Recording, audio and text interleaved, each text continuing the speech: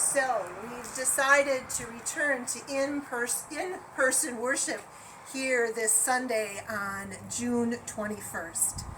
The consistory has spent a lot of time reviewing guidelines and figuring out what is the best for this congregation. And so I want to walk you through today what to expect when you come to worship here at Saron in person, because it's not going to look the same as it did before.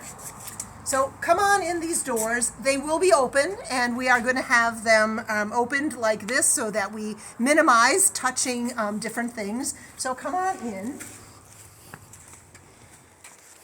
I know there's a lot of controversy about masks and the wearing them or not. You can find things that say they're good, and you can find things to say they're not. But Sheboygan Public Health has recommended that we wear them, as has the Wisconsin Council of Churches. And so we would really appreciate it if you would wear a mask in the building. If you do not have one, we have some here for men and women, and we have some for children. There are just two colors and styles.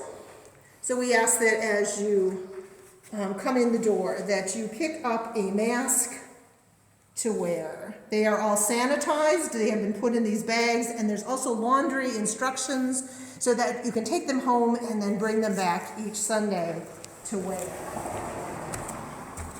Washing our hands, whoops, safety first, watch where you're walking. Washing our hands is another important thing, and so we have 2 hand sanitizing stations for you to use. The bathrooms will be accessible. And if you use the bathroom, please open the door with a paper towel, and there's a wastebasket right there for you to throw that paper towel in. We will have the books for children if necessary, and if you take a book off the rack, we ask that you just return it to this bin so that we can wipe it off and then return it to the rack. We'll have a sign telling you this as well.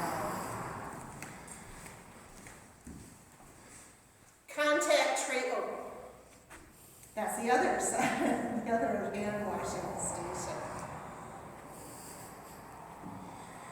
Contact tracing will be another important piece in case something were to happen here. We know of a church in Sheboygan Falls who has had an outbreak, and so contact tracing was important. So we are going to ask you to sign in. We have pencils and pens that are clean, and then put them in the used bin. We will date these, and we will just keep them for the allotted time we need, and then we'll throw them away. We aren't keeping track of who's here and who's not, other than for the contact tracing. On this Sunday, we're going to share communion together, and any other Sunday we would. And so we are going to use these pre-packaged elements for the near future.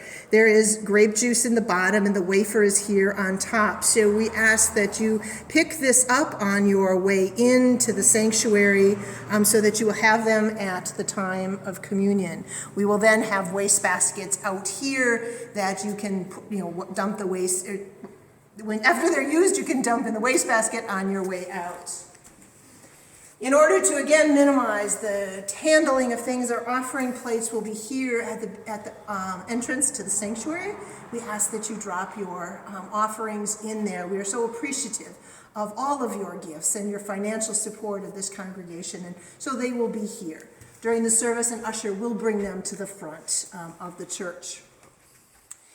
When you come in, we are going to ask that you fill the church from the front to the back. We have taped off pews to encourage social distancing. The requirement is about 6 feet, and so that's what we have done. So if you're the first one into worship, we're going to ask that you come all the way up here and sit in these pews, and then go from the back. Families are, of course, can sit together, but if you are with somebody that don't sit with somebody you aren't family with, unless you can maintain that distance. Let's say a couple is here, then another couple could sit on the other end as well. as long as, again, as you maintain that distance. The balcony will also be open, and areas in the balcony have also been taped off so that we maintain that distance.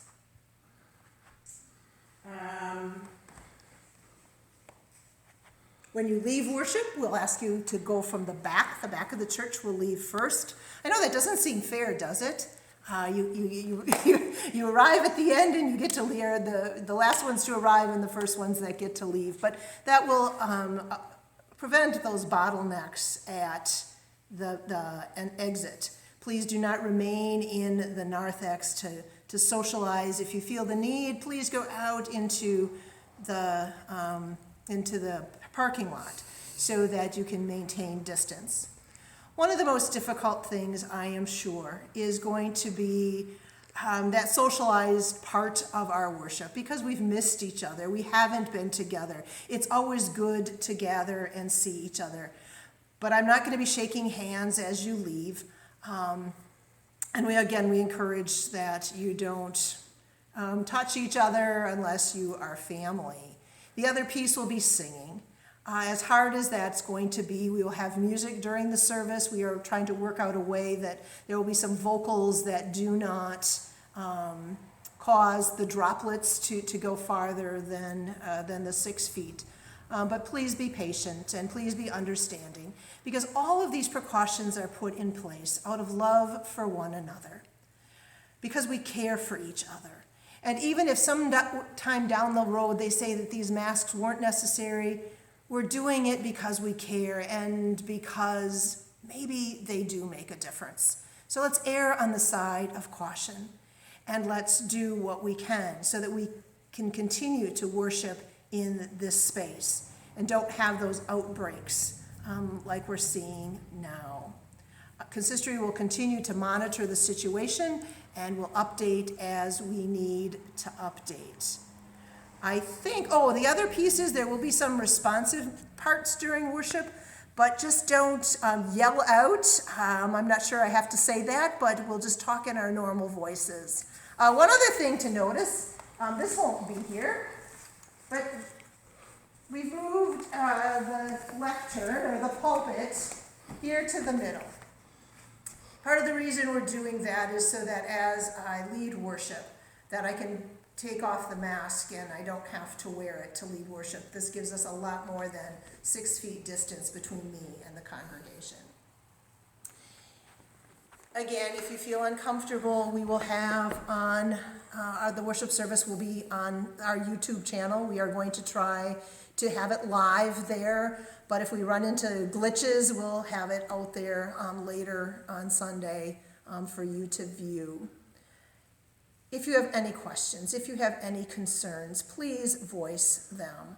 I know this is really difficult. My stomach churns and I'm just back and forth with all kinds of things because I worry about each and every one of you, because I care about each and every one of you, and I would just hate for what happened to the church in Sheboygan Falls to happen to us. Not that they were doing anything incorrectly, it just happened. But I would hate for that to be us. And so let's follow these guidelines. Let's love one another. And let's praise and worship God together. So for those I'll see in person on Sunday, welcome back. For those who will continue to be online, thank you for continuing to worship with us. See you Sunday.